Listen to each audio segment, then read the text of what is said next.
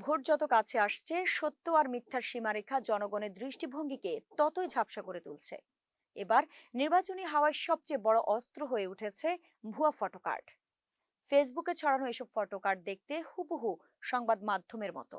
এমনকি লোগো, শিরোনাম কিংবা তারিখ সবকিছুই সাজানো হচ্ছে বিশ্বাসযোগ্য করে। ফলে বিভ্রান্তিতে পড়ছেন সাধারণ মানুষ। সম্প্রতি বিএনপির মহাসচিব মির্জা ফখরুল ইসলাম আলমগীরকে জড়িয়েও এমনই একটি ভুয়া ফটোকার্ড ভাইরাল হয়।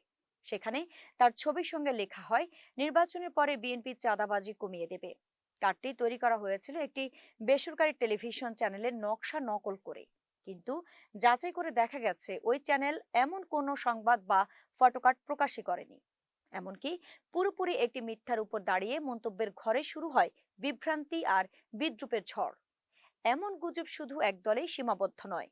জামায়াতে ইসলামীর সেক্রেটারি জেনারেল মিয়া গোলাম পরোয়ারের নামেও ছড়ানো হয় ভুয়া বক্তব্য। একইভাবে জাতীয় নাগরিক পার্টির নেতাদের নিয়েও তৈরি করা হয়েছে কুরুচিপূর্ণ ও বিভ্রান্তিকর শিরোনাম। ফ্যাক্ট চেকিং প্রতিষ্ঠান রিউমার স্ক্যানার জানায়, শুধু গত বছরই ৭৫টি সংবাদ মাধ্যমের নাম ও লোগো ব্যবহার করে ছড়ানো হয়েছে ৭৪৪টি ভুল তথ্য।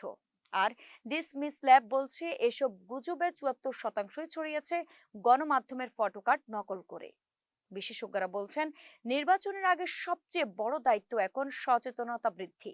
কারণ একটি ভুয়া কার্ড শুধু একটি মানুষকে নয়, একটি পুরো ভোটকেই বিভ্রান্ত করতে পারে।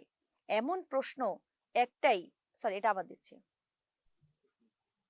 প্রশ্ন একটাই, আপনি যা দেখছেন তা কি সত্যি খবর, নাকি গুজবের আরেকটি ফাঁদ?